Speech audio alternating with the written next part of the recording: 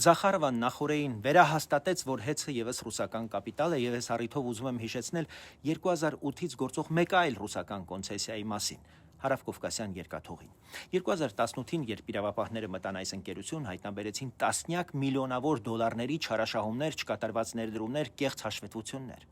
Փաշինյանը հրապարակավ նույնիսկ խոսեց մոտ 60 միլիոն դոլարի գողության մասին։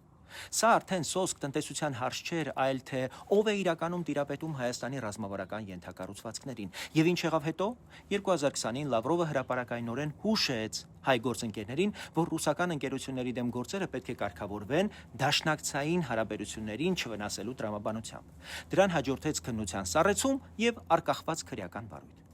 Այսօր, երբ լսում ենք, թե ինչպես են Մոսկվայից ուշադիր հետևում հեցի շուրջ իրավիճակին, պետք է հասկանալ, որ սա նույն տրամաբանության շարունակությունն է։ Ինձ հեցը երկաթուղին մի պարզ հարցադրման համար են կարևոր։ Մենք պետություն ենք, թե ռուսների համար փող աշխատելու պրախատնոյ դվոր։